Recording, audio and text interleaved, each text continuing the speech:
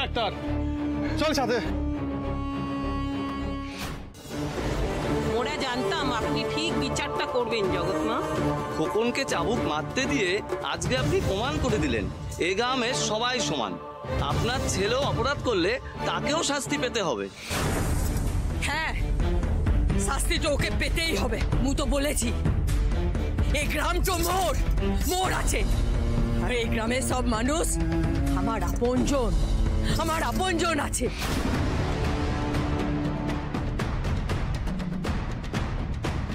আরে সোহিনী মোর মেয়েটো আছে, ওর দিকে যে কু নজরে তাকাবে তাকে শাস্তি মু দেব।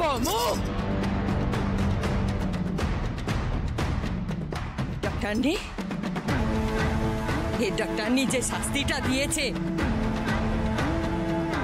মোর মনের ইচ্ছাটো ছিল।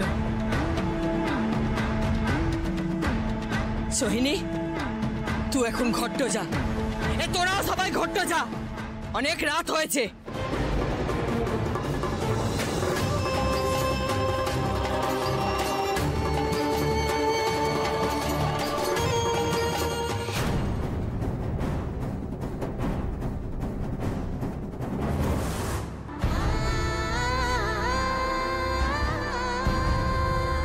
লালন রে, আজকে যা হলো সেটা ঠিক হলো না রে। তুই জানে খোকন তোর ভাই, তুই কে ভালোবাসিস, কিন্তু ও বলছে ও কিন্তু সহজ ছেলে লয়, তুই সেটা জানিস। কিন্তু আর যা হলো এই চাবুক খাওয়ার পর ও কিন্তু জড়িবুটি ম্যাডামকে ছেড়ে কথা বলবে না, এটা মু বলে দিচ্ছি। জড়িবুটি ম্যাডামের কিছু হবে না, কিছু না, ও তো আছি। ও খোকন জড়িবুটি ম্যাডামের দিকে চোখ তুলে তাকাতে পারবে না।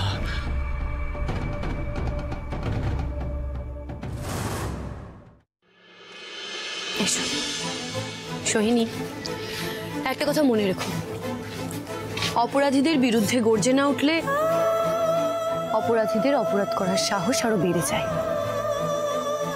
আসলে কি জানো তো ডালি, এর আগে কেউ এভাবে প্রতিবাদটাই করেনি, কারণ এই গ্রামে না সামান্য গলা উঁচু করে কথা বলার সাহসটাই কারণ নেই। জানো ডালি দিদি, আমি ভগবানের কাছে রোজ বলতাম যে ভগবান আমার জীবনে এমন একটা বন্ধু পাঠাও না যে আমার মাকে ভালোবাসবে, আমাকে খুব ভালোবাসবে, আমার খুব প্রিয় বন্ধু হবে, আমাদের কেউ আর বকতে পারবে না। ভগবান জানো তো আজ মনে হচ্ছে আমাদের কথা শুনে